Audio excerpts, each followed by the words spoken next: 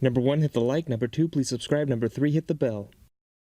So today I am going through this Flying Eagle Indian Head book that I got for Christmas. Now there is no manufacturing date. I looked on the inside, I looked on the front, I looked on the back. There's nothing to allude when this book was made. It does have that very nice old book smell to it. Now this book comes from the same origin as that very rare dime shown in my last video, the 10,000 dime search. So there should be some goodies in here. Now quickly took a look at one of the coins. It did have some doubling on it. I don't think it is a true double die, but we'll take a look at it together. Now the former owner of this book came to the States in 1905, right before the Japanese-Russian War. He was originally from the USSR, and he opened a candy shop in Brooklyn and got interested in collecting coins. Now there aren't that many in here. There are a few. Now I took a look. The key date 1877 is missing. That would have been nice if we found one of those. There are 3 1959s in there, so I'll be looking at that repunched date. Now there are also 2 Flying Eagles in here as well, so we'll be taking a look at them.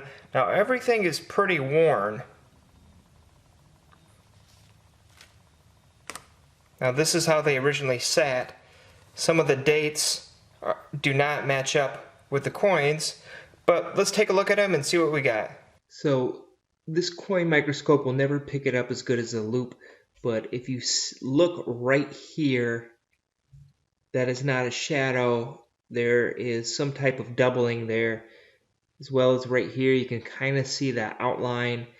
Again, in the loupe is much easier to see, but it starts right here and it curves right there. Now this doubling is very flat, so I would not call this a true double die, but it is interesting to look at. It did catch my eye from the get-go, and I really wanted to investigate it.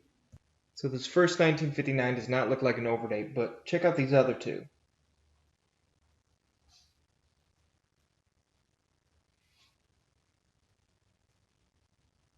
Now you can see something right here. It looks like the outline of another 9. It could have been punched over, as well as some of the raising of the serif right here. This is one of these ones where a third-party coin grader would have a much more valuable opinion than the one I have.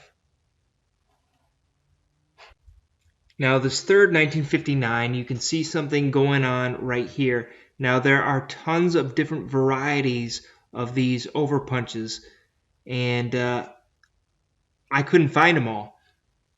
There are various different websites, and all the varieties are incomplete.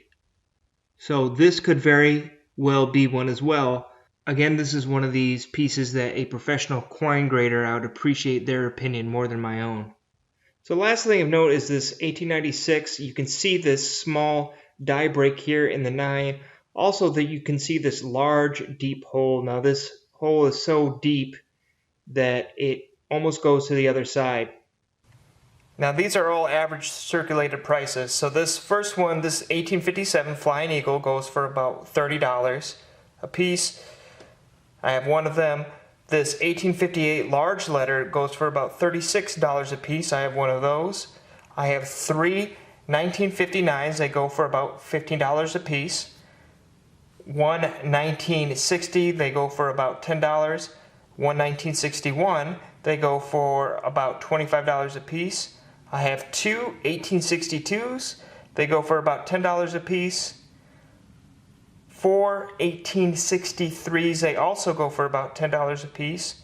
Now I have 2 1864s Indian heads. They go for about $20 a piece.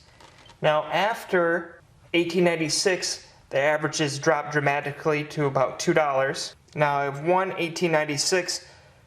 The only reason I'm going to say this one is $10 because of that error on the coin. And I have that 1900, which will go for about $3. So that's it for this one. Join me next time. I'm going to be doing a West Point quarter challenge, where I go through box to try to find just one West Point quarter.